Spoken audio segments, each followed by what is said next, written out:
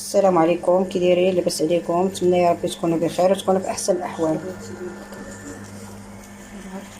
اليوم ان شاء الله غادي نديروا البريوش وغنديروه بالمقادير التاليه.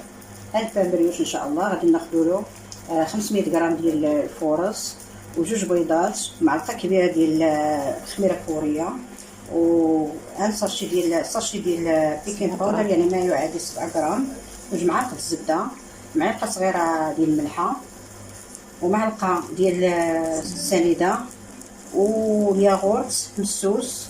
الا كان عندكم الحليب عجنوها بالحليب، الا ما عندكمش الحليب متوفر في الدار انا عندي دانون مسوس، فغادي ندير دانون مسوس وغادي نجمع بالماء دافي.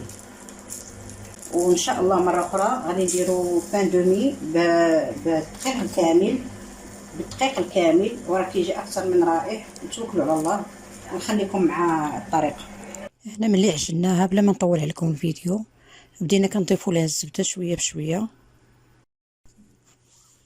كندخلوا ديك الزبده مزيان في العجينه حتى كتدخل كلها في العجينه، وكنحصلوا على واحد العجين اللي هو لين ورطب بزاف، ماشي قاصحه، خاصها ضروري تكون رطبه. هانتوما كتشوفوا كيفاش كتجي رطبه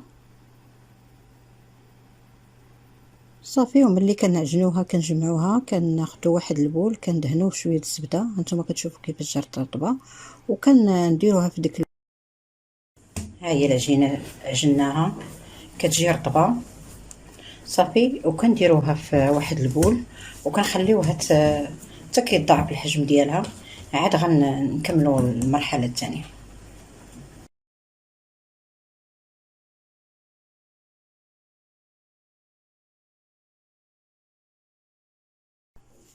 هنا ملي خمرت لينا العجينه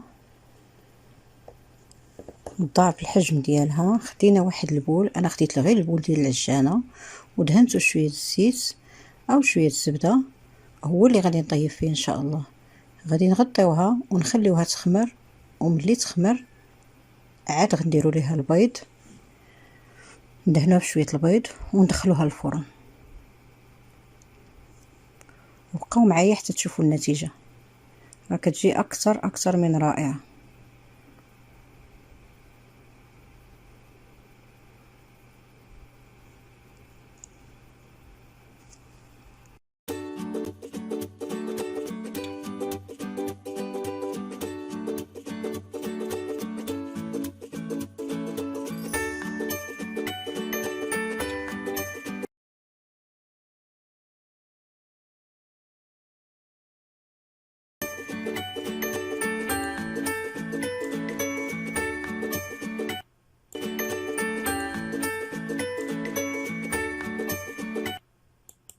البريوش ديالنا من بعد ما خرجناه من الفران هو هذا كيف ما كتشوفوا، جا اكثر من رائع، كينفع الكوتي او الفطور.